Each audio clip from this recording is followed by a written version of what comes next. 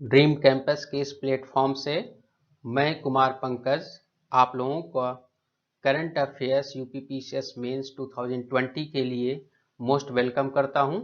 जैसा कि कुछ दिनों पूर्व शिवजीत सर ने आपके अनाउंसमेंट किया था कमिंग यूपीपीसीएस मेंस एग्जाम के लिए करंट अफेयर्स प्रोवाइड कराएंगे आप लोगों को, उसका उत्तरदायित्व हमें सौंपा गया है और उसी सीरीज में मैं आप लोगों को जुलाई टू अगस्त current affairs for PCS mains के लिए अपडेट करा रहा हूं।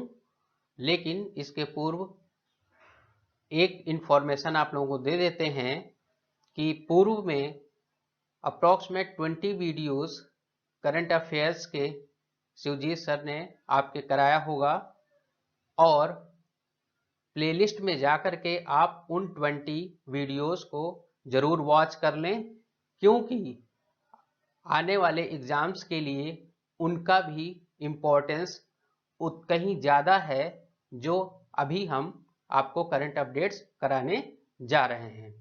तो इसलिए उन वीडियोस को कतई मिस मत करिएगा और उन 20 वीडियोस को रिलेटेड प्लेलिस्ट में जा कर के आप ज़रूर वॉच कर लें। और ये जो करंट अफेयर्स आपको प्रोवाइड कराने में जा रहा हूं, तो इसकी पीडीएफ ऑफ डिस्क्रिप्शन बॉक्स में दिए गए टेलीग्राम लिंक पर जा करके प्राप्त कर सकते हैं और उसका जो भी इंस्ट्रक्शन सर ने दिया हो उसको फॉलो करेंगे। आगे हम अब स्टार्ट करते हैं कि करंट अपडेट्स जुलाई टू अगस्त के लिए किन टॉपिक्स पर हमें ध्यान देना है।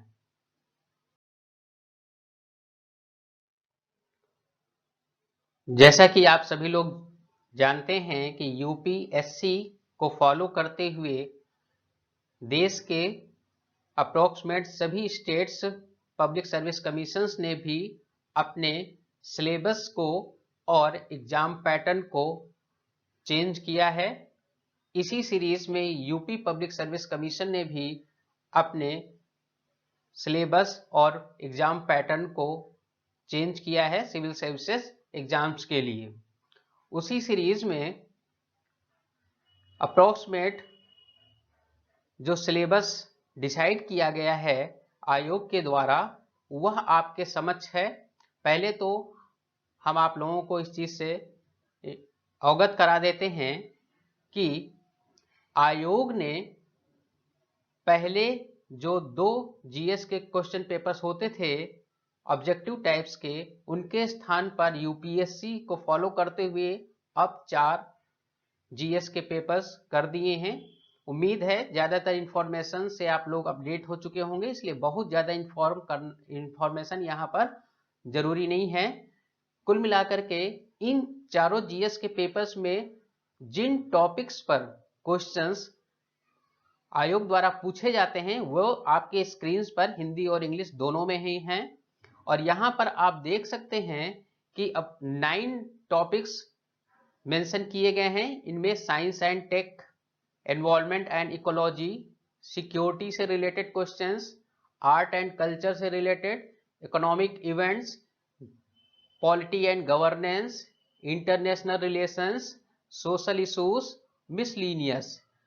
यहाँ हिंदी में भी दे रखा है, जो हिंदी भाषी परीक्षार्थी हैं वह यहाँ से इसको सिलेबस को समझ सकते हैं।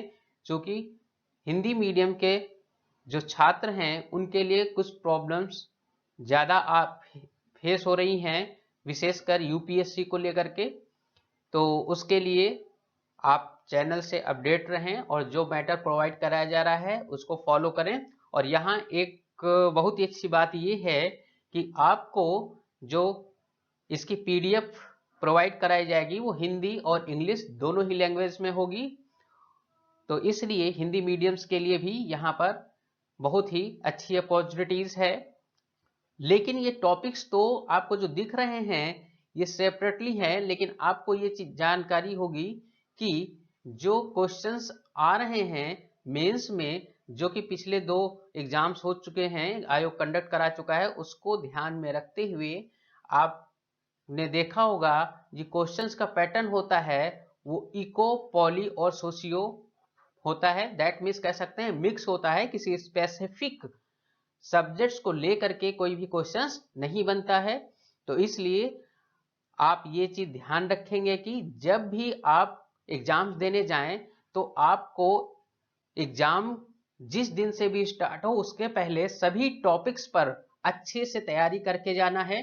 क्योंकि अगर आप ये सोचें कि जीएस फर्स्ट पेपर में जीएस सेकंड से रिलेटेड टॉपिक्स नहीं पूछा जाएगा, या फिर जीएस सेकंड में जीएस फर्स्ट के में डिक्लेयर किए गए सब्जेक्ट से रिलेटेड क्वेश्चंस नहीं पूछे जाएंगे, तो वहां पर आपको थोड़ा सा प्रॉब्लम्स फेस करनी पड़ सकती है। तो इसीलिए पिछले जो क्वेश्चंस पेपर्स को एनालिसिस किया गया है उसके आधार पर हम आपको ये बता दे रहे हैं कि आपको सभी सब्जेक्ट्स की भरपूर तैयारी एग्जाम्स स्टार्ट होने से पहले ही कर लेनी है, जिससे कि एग्जामिनेशन हॉल में जा करके आपको किसी भी प्रकार का कंफ्यूजन क्रिएट ना हो। तो आइए चलते हैं, देखते हैं कि आज हम करंट अफेयर्स के किन टॉपिक्स पर डिस्कस करने वाले हैं।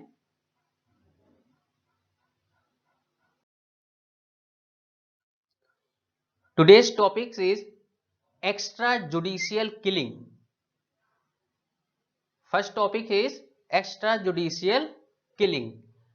एक्स्ट्रा जुडिशियल किलिंग का जो टॉपिक है ये क्यों इंपॉर्टेंट है, इसके बारे में अभी इस पर डिटेल में डिस्कस करेंगे, और इससे रिलेटेड कौन से क्वेश्चंस इंपॉर्टेंट हैं जो मेंस एग्जाम में आ सकते हैं, वहां पर भी उन टॉपिक्स को या उन पॉइंट्स को हाईलाइट किया जाएगा। Second, attorney general of India. And third topic is online education. Online education, जैसा कि आप हमसे कनेक्ट हैं तो ऑनलाइन एजुकेशन से ही कनेक्ट हैं, और आप जान रहे हैं कि जो कोरोना महामारी हुई इसके पहले ऑनलाइन एजुकेशन का इतना ज़्यादा क्रेज नहीं था जैसा कि आज की डेट में जनरल पब्लिक में ये इसकी पहुंच बन चुकी है। तो आइए देखते हैं आज का पहला topic, extra judicial killing.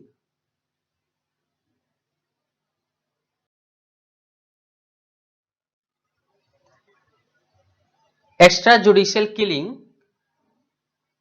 Hindi medium वाले एक्स्ट्रा जुडिशियल किलिंग को यह समझ सकते हैं अतिरिक्त न्यायिक हत्या।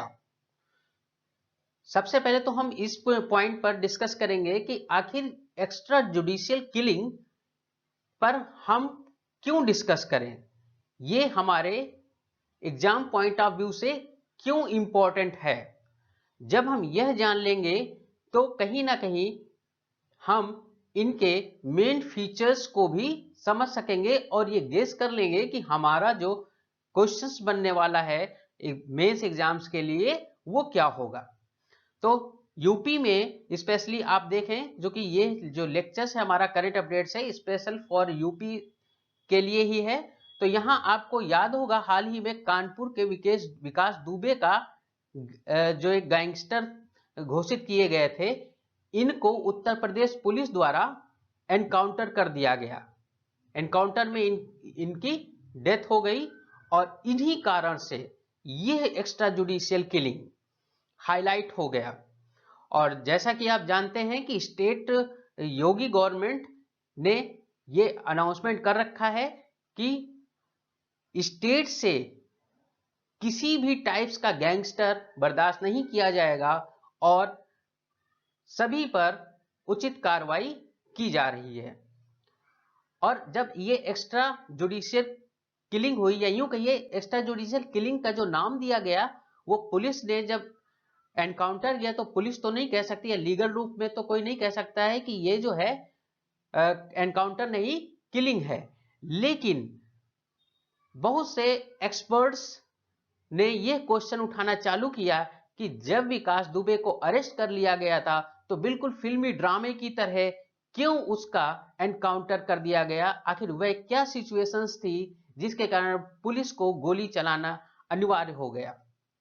तो इन्हीं सब मुद्दों पर पुलिस के ऊपर, यूं कहें यूपी पुलिस के ऊपर क्वेश्चंस उठने लगे और आम पब्लिक ने भी इसका विरोध किया और इस कारण से यह मामला कहीं ना कहीं जुडिशियल एग्जामिन का भी बनता है।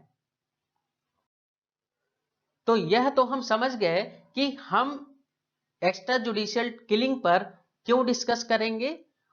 अब हम यह देखते हैं कि हमारे एग्जाम पॉइंट ऑफ व्यू से इनके कौन से सेलिएंट फीचर्स हैं जिन पर हमें एक्स्ट्रा वर्क करने की जरूरत है, जिससे कि एग्जाम में अगर इनसे रिलेटेड जिस फील्ड से भी क्वेश्चंस आने वाले हैं तो वहां पर हम अपना बेस्ट परफॉर्मेंस कर सकें।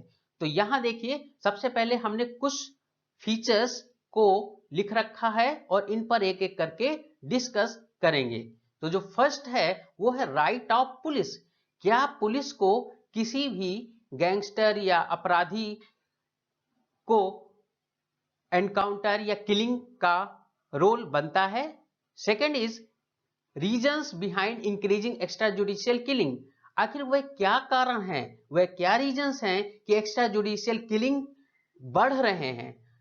और उसके बाद में हम इनके कॉन्स्टिट्यूशनल प्रोविजंस पर प्रकाश डालेंगे और सुप्रीम कोर्ट की गाइडलाइंस क्या है एनकाउंटर को लेकर के और एनएचआरसी की गाइडलाइंस क्या हैं, इन पर हम विस्तार से डिस्कस करेंगे।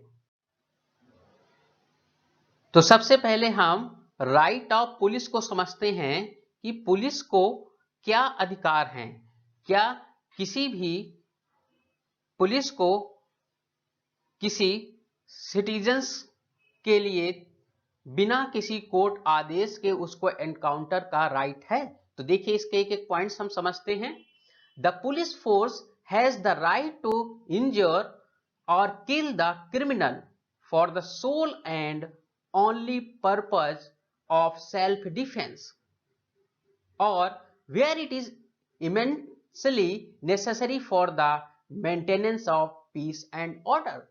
दैट मीन्स पुलिस को किसी भी गैंगस्टर या अपराधी या किसी भी सिटीजन्स को जो कि किसी क्राइम से रिलेटेड है उसको एनकाउंटर का राइट केवल तब ही बनता है जब वह उसके डिफेंस की बात आती है या फिर पीस या यूं कहें शांति बनाए रखने के लिए यह लास्ट ऑप्शन हो कि अब एनकाउंटर के अतिरिक्त कोई भी ऑप्शन या विकल्प उसके पास नहीं बचा हुआ है। अंडर सेक्शन 96 की अगर हम बात करें, अंडर सेक्शन 96 की बात करें तो इसमें आईपीसी ने यह बता रखा है, under section 96 of the Indian Penal Code, every human being has the right to private defense, which is natural and inherent right. और सेक्शन 46 जो कि सीआरपीसी से रिलेटेड है, ये क्या कहता है? Section 46 of the criminal procedure code authorises the police to use force extending up to the cause of death as may be necessary to arrest the person accused of an offense punishable with death or imprisonment of life. Okay, that means second क्या बताया गया? CRPC section 46 के बारे में। Next है reasons behind increasing extra judiciary killing. Right of police हमने समझ लिया, अब हम समझते हैं reasons behind increasing extra judiciary killing. वे क्या कारण है कि लगातार एक्स्ट्रा जुडिशियल किलिंग के केसेस बढ़ते जा रहे हैं? तो इसमें आप देख रहे हैं कि अभी पिछले कुछ वर्षों में आपने देखा कहीं पर किसी गर्ल्स के साथ कोई दुर्घटना घटी या फिर कुछ ऐसे कुकृत्य किए गए लोगों द्वारा कि पब्लिक ने उसकी मॉब लीचिंग कर दी। दैट मीन्स कहीं ना कहीं कुछ ऐसे क्राइम्स कर बैठते हैं क्रिमिनल्स कि पब्लिक उनको डेथ के लिए सपोर्ट करती है, और जब भी मौका मिलता है तो मॉब लीचिंग भी हो जाती है। मॉब लीचिंग पर भी एक वीडियो बना करके सर ने शायद डाला हुआ है, वहां से आप जो है उसको वॉच कर सकते हैं, जिससे कि आपको मॉब लीचिंग की क्या सिचुएशन बनती है इससे आप लोग अच्छे से अवेयर हो सके। तो यहां पर जो रीजंस है, सबसे पहला क्या बताया गया आपको, पब्लिक सपोर्ट। पब्लिक सपोर्ट, और पब्लिक सपोर्ट जब मिलता है तो पुलिस भी थोड़ा सा क्या करती है, रिलैक्स हो जाती है, और उसको जब सेल्फ डिफेंस की बात आती है तो जरा सा भी खतरा होने पर वो एनकाउंटर कर देती है।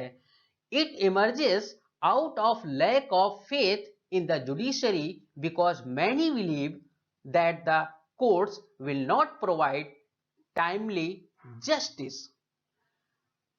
That means पब्लिक सपोर्ट क्यों करती है? पब्लिक सपोर्ट इसलिए करती है क्योंकि आपने देखा कि कई ऐसे घिनौने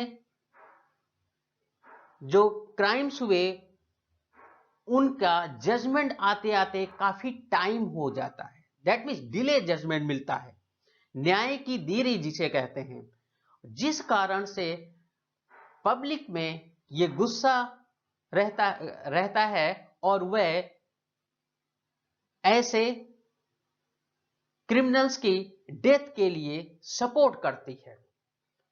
the fact of getting away with cold blooded murders is the key reason behind police getting bolder by the day and killing at will. Is that clear? Next second, पहला हो गया पब्लिक सपोर्ट, और second हम अगर देखें तो political support. ध्यान दीजिएगा, पॉलिटिकल सपोर्ट भी इसमें काफी इंपॉर्टेंस है। Many leaders project encounter numbers as their achievement in maintaining law and order. Law and order को मेंटेन करने के लिए बहुत से पॉलिटिकल सपोर्ट भी मिल जाते हैं। इसलिए जब गैंगस्टर क्रिमिनल्स की हद को पार कर लेते हैं, क्राइम की हद को पार कर लेते हैं, वहां पर पॉलिटिकल सपोर्ट भी वर्क करता है। Third one is rewards. Third जो रीजंस है वो आप रिवार्ड्स को देख सकते हैं। That means the police forces are very often rewarded and awarded for encounters. That means encounters में पुलिस जो भी शामिल होते हैं उनको गवर्नमेंट की तरफ से रिवॉर्ड किया जाता है और उनको अवार्ड भी दिया जाता है। यह भी एक कहीं ना कहीं मेन कॉज है जो कि एक्स्ट्रा जुडिशियल किलिंग को इंक्रीज करता है। And next one is infective institutions. Infective institutions, third जो मेन रीजंस है वो है इनइफेक्टिव इंस्टीट्यूशंस। दैट मीन्स अप्रभावी संस्थाएं। The national human rights commission, जिसे आप NHRC या राष्ट्रीय मानवाधिकार संस्था भी कह सकते हैं, the national human rights commission and the state human rights commissions have been redundant for many years. Though the judiciary is fully empowered to take up such cases suo motu, however, this has now become a very rare practice. And next one is hero worshipping. संस्थाओं के निष्प्रभावी या यूं कहें अप्रभावी होने के बाद हीरो वर्शिपिंग भी एक बहुत बड़ा रीजन है एक्स्ट्रा जुडिशियल किलिंग के लिए। The police become heroes in the society as many people see them doing the job of cleaning up the Indian society by killing the criminal. जैसा कि आप लोग जानते हैं बहुत से ऐसे इंडियन सीरियल्स हैं, बहुत सी ऐसी मूवीज बनी हुई हैं जिनमें पुलिस का जो रोल है वो एज ए हीरो रिप्रेजेंट किया जाता है पब्लिक के बीच में, और इसलिए पब्लिक के भीतर यह भावना है कि पुलिस किसी भी तरह के क्राइम को समाप्त करने के लिए पूरी तरह से एप्लीकेबल है, और पुलिस को लोग एज अ हीरो देखना चाहते हैं और उनको बिल्कुल परफेक्ट मैन की तरह हीरो का रोल पाते हैं, जो कि कभी भी क्राइम्स को बर्दाश्त नहीं करते हैं। Many times they are also projected as heroes on the silver screen with big budget films made on them and their heroic acts। अभी जिसकी हमने आपको उससे चर्चा की, बहुत सी ऐसी मूवीज हैं, चाहे आप वांटेड फिल्म में आईपीएस के रोल को आप देख सकते हैं, कैसे क्राइम्स को समाप्त करने के लिए as a hero police work करती है। Amidst all the hero worshipping, the people, the media and even the judiciary seem to cast aside the fact that all the killings are suspect unless they have been properly investigated and the real story established। Is that clear? Now, अब हम देखते हैं regions के बाद में constitutional provisions. Constitution क्या कहता है एक्स्ट्रा जुडिशियल किलिंग के लिए या फिर एनकाउंटर के बारे में। कॉन्स्टिट्यूशन प्रोविजंस में जैसा कि आप जानते हैं कि जो इंडियन कॉन्स्टिट्यूट है, भारतीय संविधान है, उसमें मूल अधिकार पार्ट 3 फंडामेंटल राइट्स में अपराधियों के लिए भी अधिकार दिए गए हैं। दैट मीन्स बिना किसी न्यायिक प्रक्रिया के किसी भी व्यक्ति को अपराधी घोषित करके उसकी हत्या नहीं की जा सकती है। तो उसी को हाईलाइट करते हुए कॉन्स्टिट्यूशनल प्रोविजंस में क्या कंसेप्ट्स है उसको हम यहां देखते हैं। The constitution of India intended for India to be a country governed by the rule of law. That means किसी भी लॉ के बाहर किसी भी सिटीजन्स की या किसी भी ह्यूमन की हत्या नहीं की जा सकती है। जैसा कि आप लोगों को जानकारी है कि जो सबसे बड़ा लॉ है देश का वो कॉन्स्टिट्यूशन है, भारतीय संविधान है। और भारतीय संविधान में क्या प्रोविजंस दे रखे हैं किसी सिटीजन्स या किसी पर्सन्स को लेकर के कि क्या लॉ के अकॉर्डिंग किसी भी अपराधी को बिना न्यायालय में अपराधी घोषित किए हुए उसके साथ कोई कुकृत्य या यूं कहे उसकी हत्या की जा सकती है। As per the rule of law, the constitution is the supreme power in the land and the legislative and the executive derive their authority from the constitution. There is a procedure prescribed by the law for criminal investigation which is embedded in the constitution under article 21 as the right to life and person liberty। अनुच्छेद 21 के बारे में आपको सभी लोगों को पता है, जीवन का अधिकार यह अपराधियों को भी प्राप्त है। It is fundamental, non derogable and is available to every person, even the state cannot violate the right। Is that clear? Hence it is the responsibility of the police to follow the constitutional principles and uphold the right to life of every individual, whether an innocent one or a criminal। That means जो article 21 है, article 21 केवल citizens के लिए नहीं है, बल्कि ये हर उस व्यक्ति के लिए है, भले ही वह आम नागरिक हो या फिर वह क्रिमिनल ही क्यों ना हो। आर्टिकल 21 ये कहता है कि जीने का अधिकार, राइट टू लाइफ, सभी व्यक्तियों को नैसर्गिक अधिकार या फंडामेंटल राइट्स के रूप में मिला हुआ है। Is that clear? Now the next one is supreme court guidelines. जैसा कि आपको पता है, संविधान का सबसे अंतिम जो परिभाषा को परिभाषित करता है, दैट मीन्स डिफाइन करने वाला जो सर्वोच्च या कहें सुप्रीम पावर है, वो किसके पास है? सुप्रीम कोर्ट के पास है। तो यहां पर एक्स्ट्रा जुडिशियल किलिंग को लेकर के क्या गाइडलाइंस हैं सुप्रीम कोर्ट की, अब उन पर हम विचार करते हैं। Is that clear? Supreme court guidelines में एक बहुत ही अच्छा एग्जाम्पल है जिसमें महाराष्ट्र पुलिस ने 99 एनकाउंटर्स किए थे, जिसे हम in the PUCL versus state of Maharashtra case 2014 के नाम से भी जानते हैं।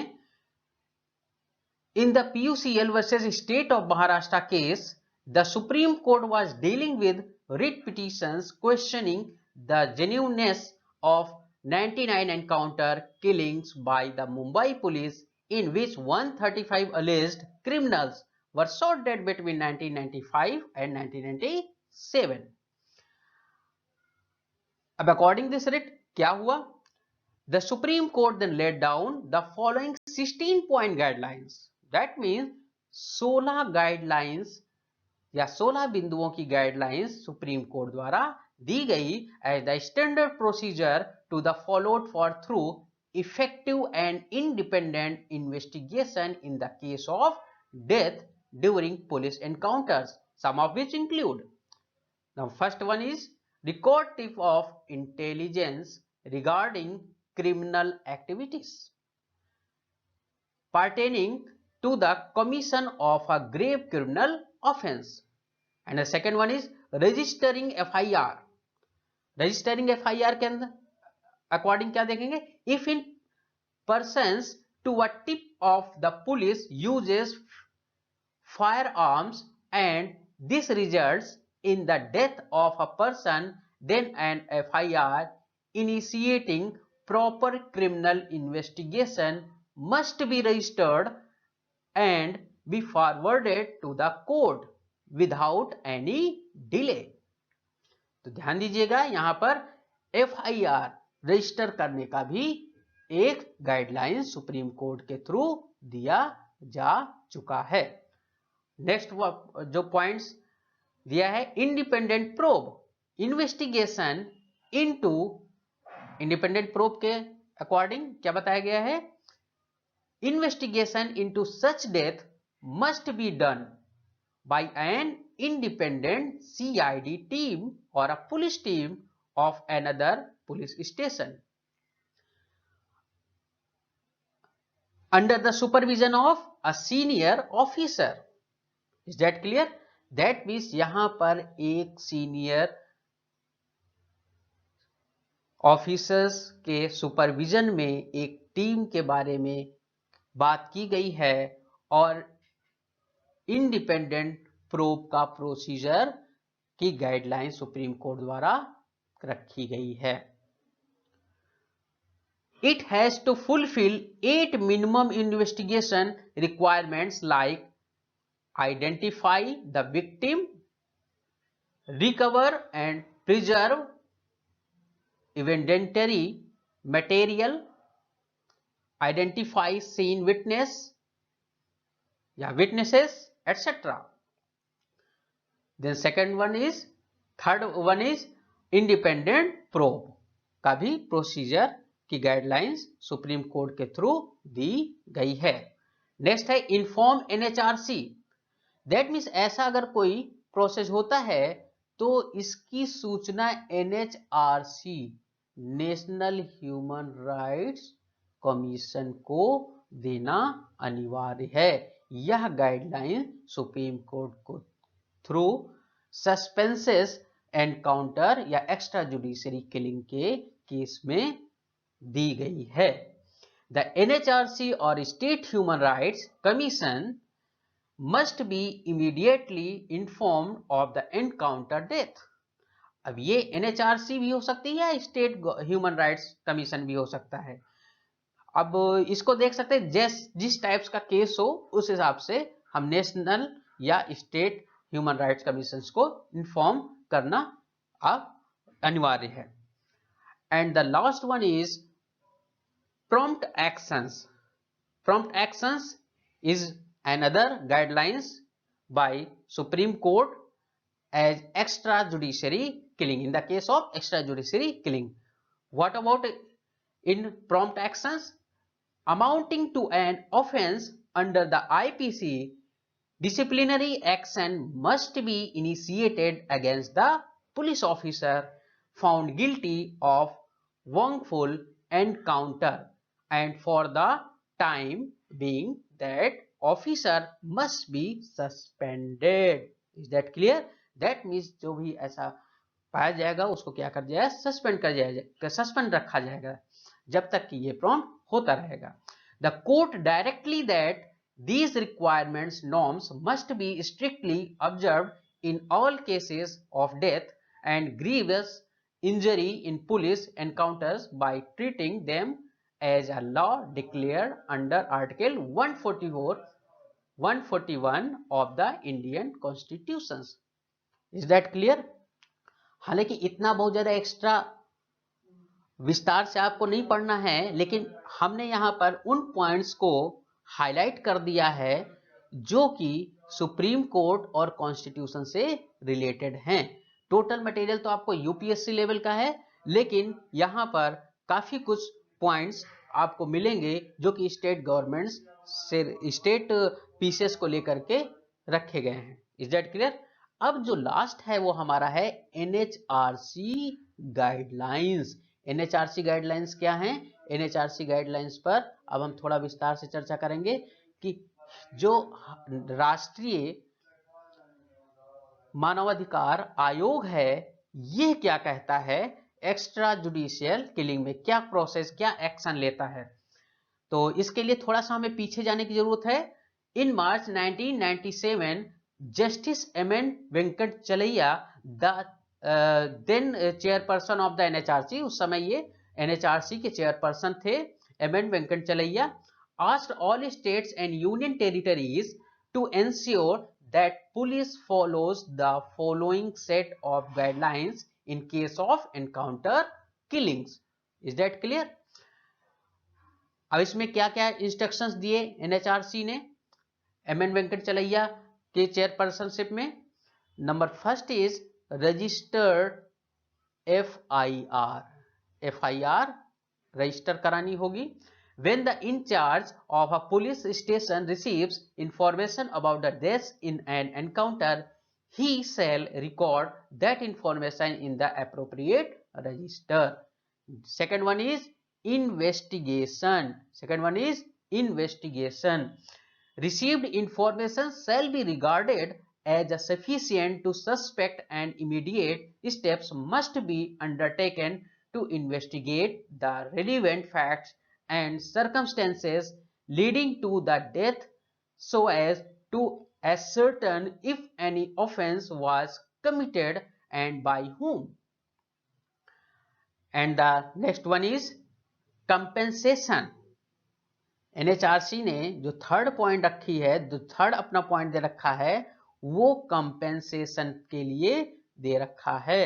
कंपेंसेशन में it can be granted to the dependents of the deceased when the police officers are prosecuted on the basis of the results of the investigation. And the next one is independent agency. That means इसके लिए NHRC ने एक independent agency की भी बात की है. क्या कहा है इसके बारे में? Whenever the police officers belonging to the same police station are the members of the encounter party, it is appropriate that the case for investigation are referred to some other independent investigation agency such as state CID.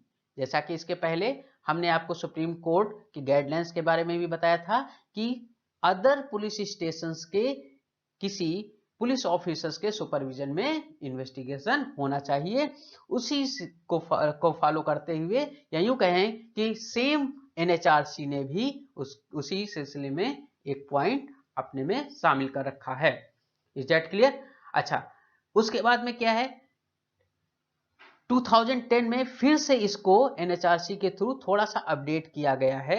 2010 में यहां क्या बताया गया, NHRC extended these guidelines bye including, अब उसने इसमें कुछ points और जोड़ दिए। इसके पहले तो हमने आपको बताया 1997 मार्च में जो एमएन वेंकटचलैया के चेयरपर्सनशिप में जो पॉइंट्स एनएचआरसी ने दिए थे उसी को आगे एक्सटेंड किया गया 2010 में। यहां पर जो एक्सटेंड किया गया उसमें है मजिस्टेरियल प्रोब, दैट मीन्स एक अदर, ये मजिस्टेरियल प्रोब की बात यहां कर दी गई है।